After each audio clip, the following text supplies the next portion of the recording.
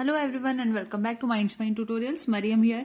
सो हमने स्टार्ट किया था बायोमोलिक्यूल्स के साथ फॉर सीएसआई एंड नेट। मैंने आपको उसका इंट्रोडक्शन जो होना चाहिए था, साथ में हमने कार्बोहाइड्रेट्स का भी अच्छा खासा मतलब जो इंपॉर्टेंट पार्ट था वो डिस्कस कर लिया था। इससे पहले वाला जो वीडियो सेगमेंट था, सारे पार्ट्स अगर आपको शुरू से देखने हैं, ये basic physical and chemical concept in biology जो कि यूनिट फर्स्ट होती है सीएसआई एंड नेट की, उसके लिए प्लेलिस्ट तैयार कर ली गई है, तो आप प्लेलिस्ट में चेक कर सकते हैं। इसमें आपको सारे शुरू से आपको एक एक पार्ट मिलता जाएगा, जैसे जैसे हमारे लेक्चर्स आगे बढ़ रहे हैं आपको उसमें मिल जाएगा। तो थोड़ा सा just for the sake of revision एक बार शुरुआत कर देते हैं। बायोमोलिक्यूल्स क्या होता है ये तो आप जानते हैं। मैं कार्बोहाइड्रेट से डायरेक्टली स्टार्ट करती हूँ।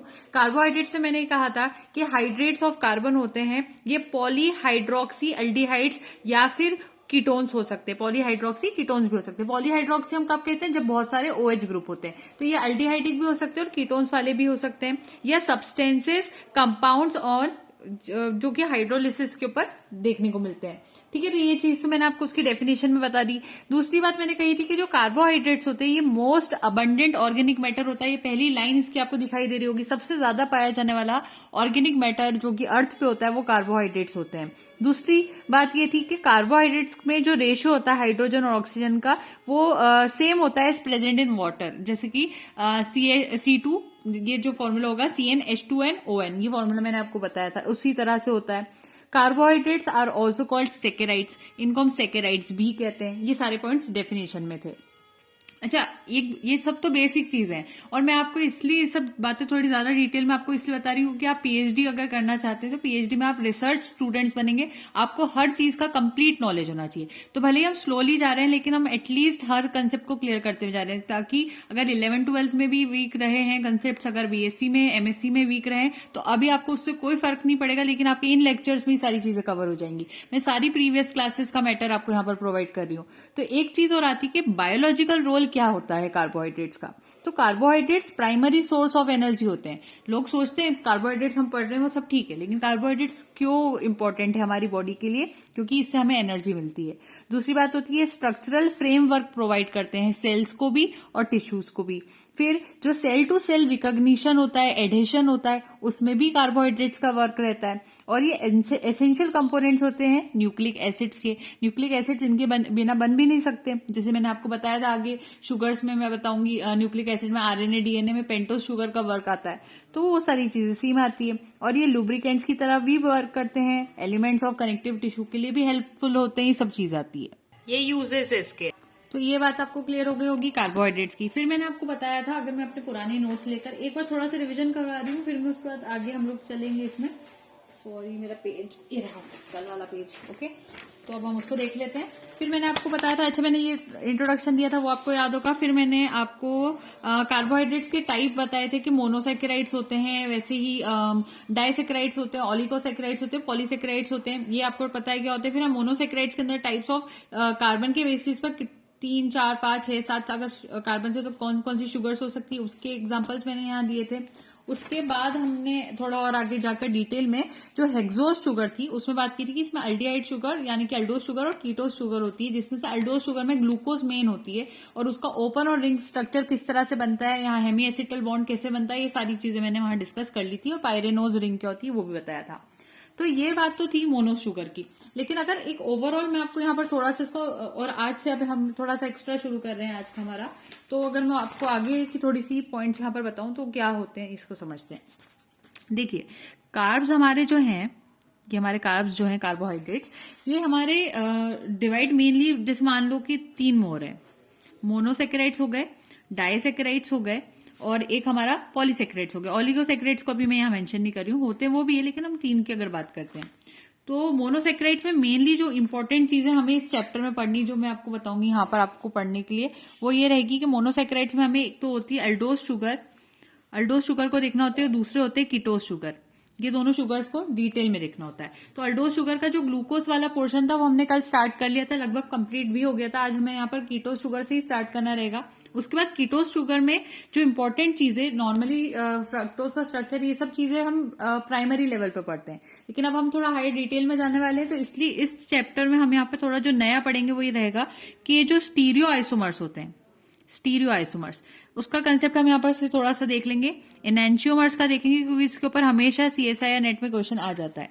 ईपीमर्स का देखेंगे क्योंकि इन पे हमेशा क्वेश्चन आते ही हैं। और ये कंसेप्ट आपके क्लियर होना जरूरी है कि ये सारी चीजें क्या होती है। केमिस्ट्री में भी पढ़ा था हमने बचपन में, लेकिन अगर हम भूल गए तो फिर हम पढ़ लेंगे, इसको कोई बड़ी बात नहीं है। डाइसेक्राइड्स में दो तरह की शुगर्स को हम डिटेल में इस बार देखेंगे। एक होती है रिड्यूसिंग शुगर और एक होती है नॉन रिड्यूसिंग शुगर। मैं उसको NR लिख रही हूँ। इसमें हमारी जैसे कि माल्टोज आ जाती है, लैक्टोज आ जाती है, सेल्यूलोज भी कह सकते हो आप, तो ये सारी चीजें आ जाती है। उसके बाद अगर हम इस तरफ देखें नॉन रिड्यूसिंग में, इसमें सुक्रोज आ जाती है, और भी एग्जांपल हो सकते हैं, हम डिटेल में जब देखेंगे मैं बताती जाऊंगी, अभी तो इतने सफिशिएंट है वैसे। तो एक तो ये चीज रहेगी। फिर पॉलीसेकेराइड्स की बात करते हैं। पॉलीसेकेराइड्स में हम मेनली यहाँ पर बहुत सारे टाइप्स हो सकते हैं, लेकिन होमोपॉलीसेकेराइड्स और जो हेट्रोपॉलीसेकेराइड्स है उस पर मेनली फोकस करेंगे। अब होमोपॉलीसेकेराइड्स जो होते हैं वो अगेन दो तरह के होते हैं। एक होता है स्टोरेज टाइप, स्टोरेज, और दूसरा टाइप उसका होता है स्ट्रक्चरल टाइप। स्टोरेज टाइप में ऐसे वाले पॉलीसेकेराइड्स आते हैं जो कि एज अ फूड स्टोर हो जाते हैं कहीं पर भी बॉडी में, या जो भी ऑर्गन्स है वहां पर, तो स्टोरेज होता है। स्ट्रक्चरल बॉडी के स्ट्रक्चर बनाने में हेल्प करते हैं। तो स्ट्रक्चरल पॉलीसेकेराइड्स में हमेशा जैसे आ जाते हैं सेल्यूलोज, ये सेल वॉल बनाएगा, सेल वॉल में आ सकता है काइटिन, ये भी सेल वॉल में काइटिन आ जाएगा। ये सारी चीजें जो होती है वो हमारी वहीं आती है। फिर उसके बाद आगे अगर हम डिटेल में बात करें तो जैसे कि आपने सुना होगा ग्लाइकोजन जो होता है वो स्टोरेज में आता है। जैसे हमारी बॉडी में एक्स्ट्रा जो ग्लूकोज होती है बाद में वो ग्लाइकोजन में कन्वर्ट होकर स्टोर हो जाती है लिवर के साइड पर। उसके बाद स्टार्च जो होता है वो भी स्टोरेज में आ जाता है, और डेक्सट्रिन्स जो होते हैं वो भी आ जाते हैं। फिर अल्फा जो एनोमर्स होते हैं, बीटा एनोमर जो होते हैं, उनका कंसेप्ट आता है। एक होता है अल्फा एनोमर, फिर उसके बाद एक होता है बीटा एनोमर, ये चीजें आती हैं। ये सारी चीजें होती है। लीनियर होते हैं, ब्रांच्ड होते हैं, किस टाइप से स्ट्रक्चर होता है, ये सारी चीजें हम कहीं ना कहीं इस चैप्टर में पढ़ेंगे। उसके बाद हेट्रोपॉलीसेकेराइड्स का भी थोड़ा सा नॉलेज अगर हम यहाँ पर डिस्कस कर लें तो जो GAGs होते हैं, GAGs, वो इसमें आ जाते हैं। पेप्टाइडोग्लाइकन्स जो होते हैं, पेप्टाइडोग्लाइकन्स, वो भी इधर आ जाते हैं। ये सब चीजें समझना है।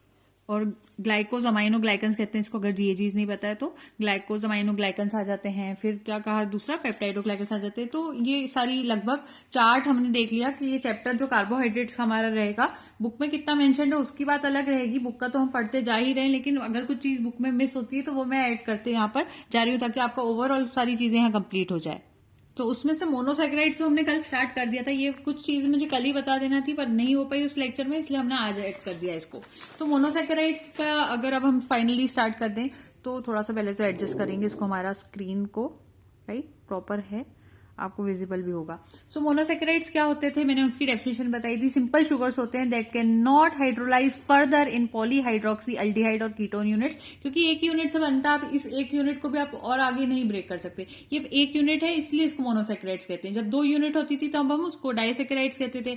फिर अगर 3 से 7 वाली यूनिट्स होती तो हम उसको ऑलिगोसेकेराइड्स कहते थे, और 1000 यूनिट्स होती थी पॉलीसेकेराइड होती थी। तो सबसे सिंपलेस्ट शुगर्स जो हो सकते हैं वो मोनोसेकेराइड्स ही होते हैं, इसलिए हम पहले नाम इसका ही पढ़ते हैं। और इसके अंदर पॉलीहाइड्रोक्सी अल्डिहाइड और कीटोन यूनिट पाई जाती है, यानी कि OH ग्रुप्स भी पाए जाएंगे और अल्डिहाइड और कीटोन यूनिट के फॉर्म में पाए जाएंगे। फॉर्मूला मैंने आपको उसका बताया था, CnH2nOn होता है, जिसके बेसिस पे हमने सारे भी फॉर्मूलेज वहां पे बना लिए थे, जितने भी टाइप्स हो सकते हैं उसके बेसिस के ऊपर। फिर मैंने आपको यहाँ पर ये शुगर्स में मोनोसेकेराइड्स में बताया था कि कार्बन नंबर 3 to 7 के बेसिस पर यहाँ पर शुगर्स आती है। जैसे 3 कार्बन में ग्लिसरल्डिहाइड आ गया, फिर उसके बाद 3 कार्बन के बाद 4 कार्बन में मैंने आपको एरिथ्रोज बताया था, 5 कार्बन में मैंने आपको यहाँ पर राइबोज बताया था। उसके बाद अगर हम यहाँ पर 6 कार्बन में देखें तो ग्लूकोज की बात हुई थी। ये मेन होते हैं। तो ये वाले जो होते हैं, देखो मैं टिक करती जा रही हूँ। एक पहला था ये ग्लिसरल्डिहाइड, एक तो ये ग्लिसरल्डिहाइड हो गया, दूसरा आपका एरिथ्रोज हो गया, थर्ड आपका राइबोज हो गया, ये मैं टिक कर रही हूँ ना, उसकी बात करेंगे हम। राइबोज हो गया, फिर एक आपका ग्लूकोज हो गया, ऐसे सिर्फ G लिखा हुआ है वो ग्लूकोज है।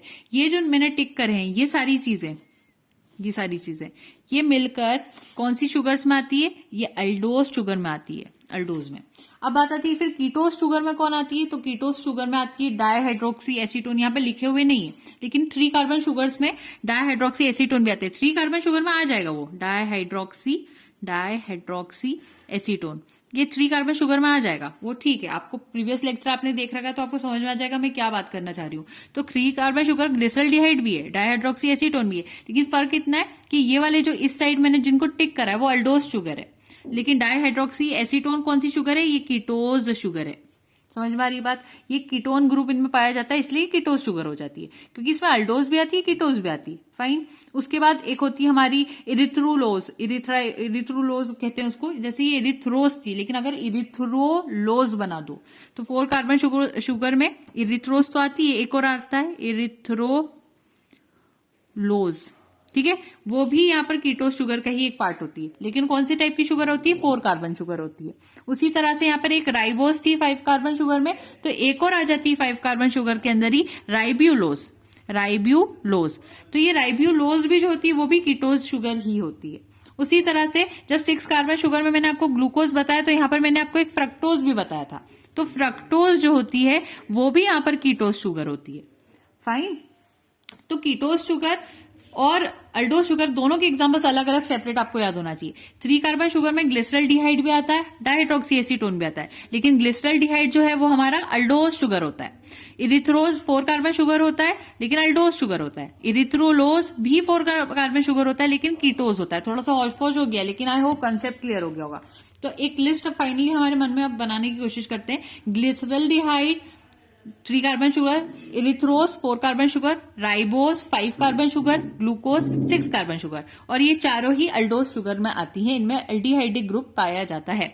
उसके बाद दूसरी होती है dihydroxy acetone 3 carbon sugar, erythrulose 4 carbon sugar, उसके बाद राइब्यूलोज 5 कार्बन शुगर, फ्रक्टोज जो होती है वो हमारी 6 कार्बन शुगर होती है। और ये सारी शुगर्स किसमें आती है? कीटोज में आती है, and they contain ketone group, right.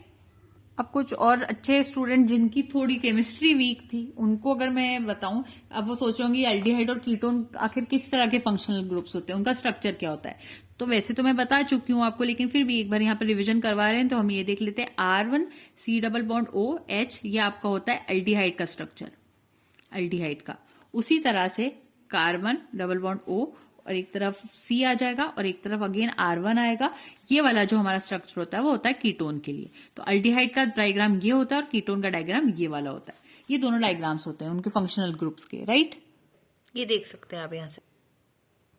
तो अभी तक सारे कंसेप्ट अभी क्लियर हो गए होंगे कि एल्डिहाइड में जो अल्डोस शुगर का ग्लूकोज था वो हमने देख लिया था, ओपन चेन और रिंग स्ट्रक्चर दोनों इंटर कन्वर्टिबल होते हैं, वो दोनों चीज देख ली थी। अब हम लोग यहाँ पर कीटोन के लिए शुरू कर रहे हैं। हम पढ़ हेक्सोस शुगर ही रहे हैं अभी भी। हेक्सोस शुगर का फॉर्मूला एक सेम ही होता है, C6H12O6 होता है। तो चाहे आप ग्लूकोज ले लो या फ्रक्टोज, इसके अंदर हम फ्रक्टोज पढ़ेंगे कीटोज के अंदर, तो आप चाहे ग्लूकोज ले लो या फिर आप फ्रक्टोज ले लो, इन दोनों का फॉर्मूला C6H12O6 ही होता है।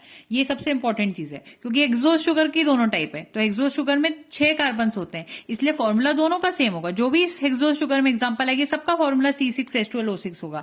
बस डिफरेंस कहाँ आता है? उनके स्ट्रक्चर बनाने में। जैसे ये मैंने जो स्ट्रक्चर बनाया था कल आपको समझाया था, वो ग्लूकोज का स्ट्रक्चर था और यहाँ पर उसका रिंग स्ट्रक्चर था। अब फ्रक्टोज में फॉर्मूला में सेम यूज करूंगी, उसमें भी 6 कार्बन होंगे, हाइड्रोजन भी 12 होंगे, ऑक्सीजन भी 6 होंगे, ये सारी चीजें सेम होंगी। बस फर्क कितना आएगा कि ये जो स्ट्रक्चर यहाँ पर ग्लूकोज का बन रहा था उसका फ्रक्टोज का थोड़ा सा डिफरेंट बनेगा। हम कंपेरिजन करेंगे, लेकिन पहले आप यहाँ पर जो फ्रक्टोज का डायग्राम है उसको देख लेते हैं। तो फ्रक्टोज के डायग्राम में जैसे हमारा यहाँ फ्रक्टोज लिख लेते हैं सबसे पहले। तो ये तो हमारा चार्ट था, अभी हम मोनोसेकेराइड्स में ही चल रहे हैं, ये चार्ट है ना, अभी इतनी सारी चीजें बची हैं मोनोसेकेराइड्स में। तो फ्रक्टोज जो हमारा रहता है, अब फ्रक्टोज का डायग्राम कैसे बनेगा उसको सबसे पहले देखते हैं। स्ट्रक्चर क्या होगा उसका? C2, C3, C4, C5 और C6, 6 कार्बन बना दिए। C6 होता है, अब H12 होते हैं, लेकिन उससे पहले H12 लगाने से पहले आपको सबसे इंपॉर्टेंट बात ये याद होना चाहिए कि यहाँ पर जो कीटोन वाला ग्रुप होता है वो कार्बन नंबर सेकंड पे जाकर लगता है। जैसे मैंने जब ग्लूकोज पढ़ाया था तो आपको बताया था एल्डिहाइडिक ग्रुप जो होता है वो कार्बन नंबर 1 पे लगता है, यहाँ CHO का बन रहा था। टर्मिनल कार्बन जो होता है वहां पर एल्डिहाइडिक ग्रुप लगता है, तो मैंने C1 पे उसको लगाया था। लेकिन अब यहाँ पर कीटोन ग्रुप है, फ्रक्टोज की बात हो रही है, तो ये कीटोन ग्रुप है, कीटोज शुगर देख रहे हैं हम। और चल अभी भी हम हेक्सोस शुगर में ही रहे, ये तीनों पॉइंट्स याद रखना है, फ्रक्टोज, हेक्सोस, कीटोन, तीनों याद रखना। तो कार्बन नंबर सेकंड पे हमने ऑक्सीजन को लगाया। अब यहाँ पर वैलेंसी सेटिस्फाई, 4 वैलेंसी होती है कार्बन की, तो सेटिस्फाई करना शुरू करवाते हैं इसको। C1 पे यहाँ एक OH लग गया, यहाँ H लग गया, यहाँ H लग गया। ये वाली की तो सेटिस्फाई होगी 1 2 3 4 ये आसपास से होगी C3, तो यहाँ H लग गया, यहाँ OH लग गया। फिर उसके बाद इस तरफ H OH, उसके बाद यहाँ पर देखेंगे तो H OH, उसके बाद इस साइड देखेंगे तो H OH और H। इस टाइप से बनता है फ्रक्टोज का जो स्ट्रक्चर होता है। अब आप हाइड्रोजन काउंट करेंगे तो वही फॉर्मूला होगा, ये फॉर्मूला यूज होगा जो हमारा ग्लूकोज का था, वही फ्रक्टोज का फॉर्मूला होगा। फर्क सिर्फ इतना, उसका स्ट्रक्चर चेंज हो गया। अब डायग्राम को आप देख सकते हैं यहाँ से, इसको थोड़ा सा फोल्ड कर देती हूँ ताकि मेन पॉइंट पर ही आ जाए। ये दोनों का कंपैरिजन देखो, क्या फर्क आ रहा है। C2 के वहां पर O आ रहा है, यहाँ C1 के वहां पर उसका फंक्शनल ग्रुप था। ये डिफरेंस है इन दोनों में। तो ये फॉर्मूला होता है, उसका डायग्राम होता है। तो ये तो इसका ओपन स्ट्रक्चर हो गया, ओपन स्ट्रक्चर। अब इसका जब रिंग स्ट्रक्चर हम बनाते हैं, रिंग स्ट्रक्चर, तो रिंग स्ट्रक्चर की यहाँ पर खास बात यह है कि कार्बन नंबर 2 और कार्बन नंबर 5 के बीच में यहाँ पर बॉन्डिंग होकर रिंग स्ट्रक्चर बनता है। जैसे वहां पर मैंने कौन से के बीच में बनाया था वो भी देख लो।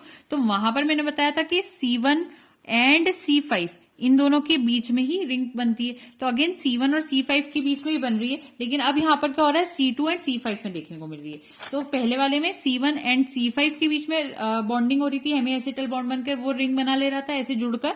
अब यहाँ पर C1 C5 की बजाय क्या हो रहा है, C2 एंड C5 में बन रही है। हालांकि स्ट्रक्चर उसी तरह से बनेगा, बस थोड़ा सा फर्क आया है यहाँ पर।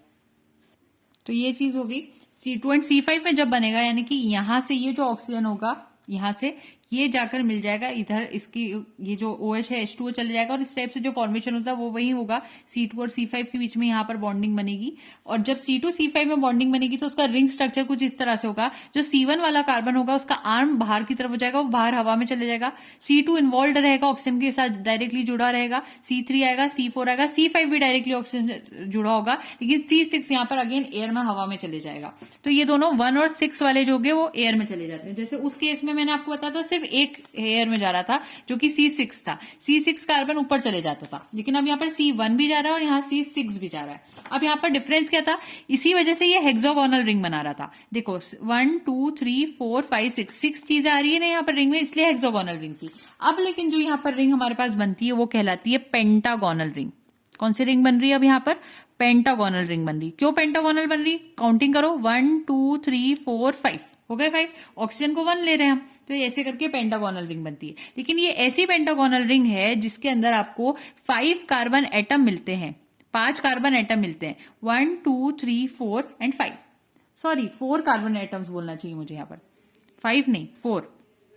देखो 4 हो रहे हैं ना, 1 2 3 4, 4 कार्बन एटम्स हमें यहाँ मिलते हैं और 1 ऑक्सीजन एटम, एक ऑक्सीजन एटम रहता है यहाँ पर। इस तरह से ये पेंटागोनल रिंग बनती है। और इस केस में बात करें हेक्सागोनल रिंग में, तो वहां पर 5 कार्बन एटम्स थे, 1 2 3 4 5। तो यहाँ 5 कार्बन एटम्स थे और एक ऑक्सीजन एटम इन्वॉल्व था। इस केस में 4 कार्बन एटम्स है और एक ऑक्सीजन एटम है। तो ऐसी रिंग जिसमें हेक्सागोनल रिंग थी, 5 कार्बन एटम थे, एक ऑक्सीजन एटम था, उसका नाम होता था पाइरेनोज रिंग। उसी तरह से ऐसी रिंग जो कि पेंटागोनल होती है शेप में, लेकिन उसमें 4 कार्बन एटम इन्वॉल्व होंगे और एक ऑक्सीजन एटम इन्वॉल्व होगा, तो उस रिंग को हम कहते हैं फ्यूरेनोज रिंग। फ्यूरेनोज रिंग ये इसका नाम होता है। तो यहां पर आपने फ्रक्टोज का स्ट्रक्चर देख लिया ओपन, और उसका रिंग स्ट्रक्चर कैसा होता है वो भी आपने देख लिया। ये दोनों चीजें आपने सीख ली। उसी तरह से आपने ग्लूकोज का भी ओपन स्ट्रक्चर देख लिया और उसका रिंग स्ट्रक्चर भी देख लिया। अब यहाँ पर सबसे मेन इंपॉर्टेंट बात जो आती है कि दोनों ग्लूकोज और फ्रक्टोज हेक्सोज शुगर थे, वो हमें पता है, उसका फॉर्मूला ये होता है। लेकिन और भी इंपॉर्टेंट पॉइंट ये होता है कि ग्लूकोज और फ्रक्टोज ये दोनों ही कैसी शुगर्स होती हैं, रिड्यूसिंग शुगर्स होती हैं। रिड्यूसिंग शुगर्स होती है। रिड्यूसिंग का क्या मतलब होता है, ये क्यूपरस को क्यूपरिक के अंदर कन्वर्ट कर सकती है, क्यूपरस को क्यूपरिक में कन्वर्ट कर सकती है। तो ये रिड्यूसिंग शुगर्स का काम होता है। और ये क्या करती है, रिड्यूसिंग शुगर बेसिकली किसी भी सब्सटेंस को रिड्यूस करने में हेल्प करती है। ये क्यूपरस क्यूपरिक आयंस जो होते हैं ना, उसका कहा था मैंने, और ये रिड्यूस करने में हेल्प करती है। और क्यों ये रिड्यूसिंग नेचर की होती है, क्योंकि इनके पास अल्डिहाइडिक ग्रुप होता है और इनके पास जो कीटोन ग्रुप होता है, जिसको हम C डबल बॉन्ड O से रिप्रेजेंट करते हैं, कीटोन ग्रुप, वो इसमें पाए जाते हैं। इसीलिए इनका नेचर रिड्यूसिंग हो जाता है, ये इसीलिए रिड्यूसिंग शुगर्स होती है। दूसरी बात ये होती है कि ग्लूकोज जो होती है हमारी ब्लड शुगर कहलाती है। हमारे ब्लड में पाई जाने वाली शुगर जो हमें एनर्जी देती है, उसको हम ग्लूकोज का दूसरा नाम जो होता है उसको ब्लड शुगर कहते हैं। और फ्रक्टोज का दूसरा नाम क्या होता है, फ्रूट शुगर। फ्रूट में पाई जाती है ये भी पता होना चाहिए। बेसिक सी चीजें, लेकिन सब ऐड करते जाएंगे। तो ये जो दोनों शुगर्स थी उसके कंसेप्ट आपको देना यहाँ पर बहुत जरूरी था, वो यहाँ पर कंप्लीट हो गया। मैंने आपको बताया था कि मोनोसेक्राइड्स के अंदर ये जो हमारे 6 कार्बन शुगर होती है, हेक्सोस शुगर जिनको हम कहते हैं, इसमें ग्लूकोज और फ्रक्टोज दोनों के इंपॉर्टेंट डायग्राम्स होते हैं, इसलिए मैंने दोनों डिस्कस करवा दिए आपको यहाँ पर। अब मैंने दूसरा कहा था कि 5 कार्बन शुगर्स जो होती है, यानी कि हमारे पेंटोज शुगर जिनको हम कहते हैं, जो कि हमारे न्यूक्लिक एसिड्स में यूज होती है, वो भी बहुत इंपॉर्टेंट होती है, इसलिए हम उनको भी यहाँ पर पेंटोज शुगर को भी डिस्कस करेंगे। तो ये कल वाले जो आपका डायग्राम है मोनोसेक्राइड्स का, उसमें ग्लूकोज वाला पोर्शन कंप्लीट हो गया। यहाँ पर पायरेनोज रिंग की यहाँ पर बात हुई थी और फ्यूरेनोज रिंग की बात हुई थी, वो दोनों चीजें भी मैंने एक्सप्लेन कर दी यहाँ पर। ये थोड़ा सा एक्स्ट्रा जो है एडिशन है यहाँ पर टेक्स्ट का, वो पर यहाँ से देख सकते हो आप। तो इसमें फ्रक्टोज का ही वही डायग्राम है जो मैंने अभी आपको एक्सप्लेन किया। और दोनों ही ग्लूकोज और फ्रक्टोज का जब आप स्ट्रक्चर बनाते हो, तो जब इनका ओपन से रिंग स्ट्रक्चर बनता है, तो दोनों में एलिमिनेशन ऑफ वाटर मॉलिक्यूल होता है। जैसे मैंने पहले ग्लूकोज को तो अच्छा डिटेल में बताया था, उसी तरह से फ्रक्टोज के फॉर्मेशन में भी वाटर मॉलिक्यूल का एलिमिनेशन होता है। और इस साइड हमने ये चार्ट्स भी देख लेते सारे, तो ये मैं फिर से नहीं दिखा रही हूँ इस पेज के। और इस पेज की अगर हम बात करते हैं, तो यहाँ पर लिखा है नेचुरल डेरिवेटिव्स ऑफ शुगर। थोड़ा सा एडजस्ट कर देते हैं, ठीक है। अब राइट एडजस्ट हो गया। तो aldehyde group of an aldose can be oxidize readily to a carboxyl to form an aldonic acid. वही बात है कि अल्डिहाइडिक ग्रुप जो होते हैं उसको वो कहीं ना कहीं ऑक्सीडाइज, अल्डोज ग्रुप के जो अल्डिहाइडिक ग्रुप होते हैं शुगर के, अल्डोज शुगर होती है उसमें अल्डिहाइड ग्रुप होता है, तो आप इसको ऑक्सीडाइज कर सकते हो और इससे वो कार्बोक्सिल ग्रुप बना सकता है to form an aldonic acid. उससे क्या बना लेगा, वो अल्डोनिक एसिड बना लेगा। Among the several aldonic acid that occur naturally in 6 phosphogluconic acid, जो कि अकर नेचुरली इज 6 फॉस्फो, ये हो जाएगा यहाँ पर। तो इस पे अगर क्वेश्चन आ जाता है, मान लो कि अल्डिहाइडिक ग्रुप जो होते हैं अगर आप उसको ऑक्सीडाइज करवाओगे तो क्या चीज बनेगी, तो वहां पे जो चीज बनती है उसको कहते हैं अल्डोनिक एसिड। सो बहुत सारे अल्डोनिक एसिड होते हैं, जिसमें से जो नेचुरली पाया जाने वाला अल्डोनिक एसिड होता है उसका नाम होता है 6 फॉस्फोग्लूकोनिक एसिड। अब इसका नाम भी आपको याद रखना है, नेचुरली पाया जाने वाला होता है 6 फॉस्फोग्लूकोनिक एसिड। उसके बाद sugar chains with COOH at both ends are called aldaric acids. ऐसी शुगर चेन्स जिसके, जैसे फॉर एग्जाम्पल ये कोई चेन चल रही है, इसके यहाँ पर शुरुआत में और एंड में दोनों तरफ अगर COOH आ रहा है, ऐसे इधर भी COOH आ रहा है, इधर भी COOH आ रहा है, तो ऐसी शुगर चेन्स को हम एल्डेरिक एसिड्स कहते हैं। यहाँ अल्डोनिक वर्ड था, अब यहाँ एक और वर्ड आ गया, एल्डेरिक एसिड आ गया। तो उसमें एग्जांपल होते हैं ग्लूकारिक एसिड। अगर OH group in the second position of glucose में बी रिप्लेस्ड बाय NH2, अगर आपने जो सेकेंड पोजीशन वाला ग्लूकोज था, डायग्राम देखो, ये सेकेंड पोजीशन थी ग्लूकोज की, यहाँ पर ये जो OH है, अगर आप इस OH को यहां से हटाकर इस OH की जगह पर आप क्या लगा दोगे, अगर NH2 लगा दोगे, यानी अमाइनो ग्रुप लगा दिया, OH हटाकर NH2 अगर आप इस जगह पर लगा दोगे, तो ऐसी सिचुएशन में हमारे पास जो चीज आती है वहां पर बनेगी 2 अमाइनो 2 ऑक्सी ग्लूकोज, जिसको हम ग्लूकोज अमीन कहते हैं, GLCN से हम रिप्रेजेंट करते हैं। और अगर आप उस OH को हटाकर NH2 ना लगाते हुए अगर आप वहां पर NHCOCH3 लगा देंगे 2 फॉर्म, तो वो क्या बन जाएगा, N एसिटाइल ग्लूकोसामीन बन जाएगा, जिसको हम GLCNAC से रिप्रेजेंट करते हैं। Similar derivatives of other sugar exist in nature, और भी बन सकते हैं। In many polysaccharides sulfate groups are attached in inter linkage to the sugar units. Sulfo SO3 sugar 6 sulfo AD quinovose is found in lipids of photosynthetic membranes. उसके बाद sugar alcohols भी बन सकती है, इन विच द कार्बोक्सिनिल ग्रुप जो होता है has been reduce to OH। तो ये थोड़ा सा एक्स्ट्रा नॉलेज है, यहाँ पर ये वाला पैराग्राफ आप खुद रीड आउट करेंगे, मैं इसको नहीं कर रही हूँ। उसके बाद आगे यहाँ थोड़ा सा और एक्स्ट्रा इन्फॉर्मेशन दिया गया है, इनमें से क्वेश्चन बन जाते हैं, इसलिए पढ़ लेना ध्यान से, और नोट्स अगर बना सके तो आप बना लेंगे।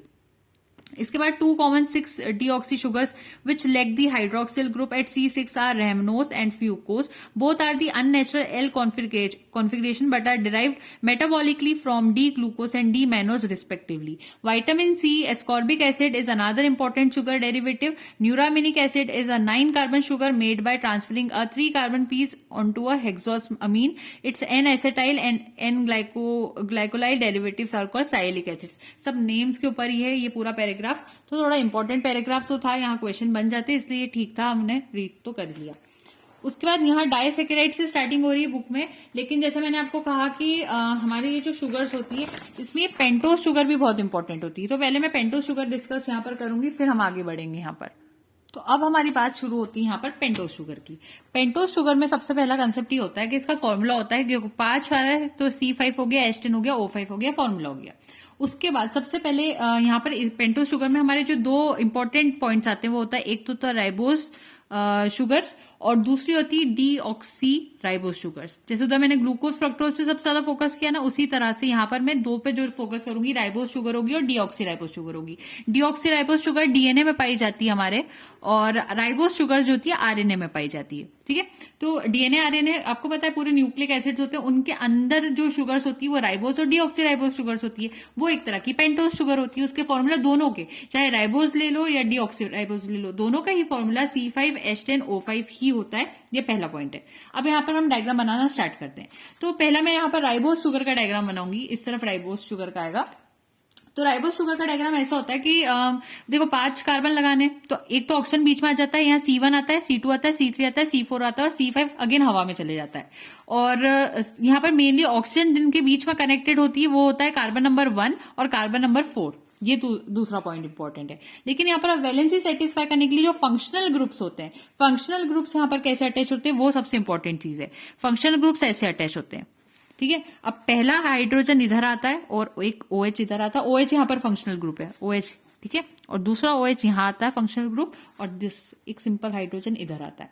और ये रिंग पेंटागोनल है। तो आप खुद सोच के मन में सोचो, ये पायरेनोज रिंग हुआ या फिर ये फ्यूरेनोज रिंग हुआ। तो पायरेनोज रिंग तो हेक्सागोनल होता है और पेंटागोनल रिंग हमारी कौन सी होती है? फ्यूरेनोज होती है। ठीक है, तो इसीलिए ये रिंग कौन सी होगी? फ्यूरेनोज रिंग होगी, क्योंकि हमारी देखो पेंटागोनल 1 2 3 4 एंड 5 पेंटागोनल होगी, तो ये फ्यूरेनोज रिंग है। पहला पॉइंट। इसमें फंक्शनल ग्रुप कौन है? OH है। OH हमारा फंक्शनल ग्रुप है यहाँ पर। ये इंपॉर्टेंट पॉइंट है। कितने फंक्शनल ग्रुप है हमारे पास? तो देखो 1 2, तो यहाँ पर हमारे पास 2 फंक्शनल ग्रुप्स है, 2FG है।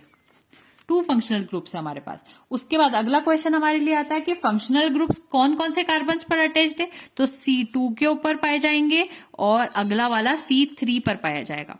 C2 और C3 पे हमारे फंक्शनल ग्रुप्स पाए जाते हैं। तो 2 फंक्शनल ग्रुप्स है। उसी तरह से अब अगर मैं डीऑक्सीराइबोस के लिए डायग्राम बना लूं तो मैं पहले बना देती हूँ, या चले साथ में बनाते हैं, आपको याद भी तो करना है ये सब चीजें।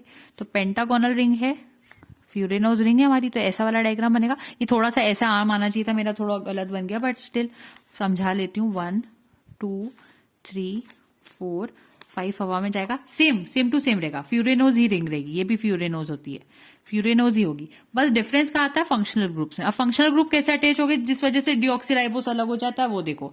फंक्शनल ग्रुप में एक H यहाँ आता है, वो बिल्कुल सही है, H2H सेम है। यहाँ एक OH भी आता है, वो भी बिल्कुल सेम है। लेकिन यहाँ ऊपर एक जो OH आ रहा था उसकी जगह पर यहाँ पर सिर्फ H आ जाता है और यहाँ पर भी सिर्फ H आ जाता है।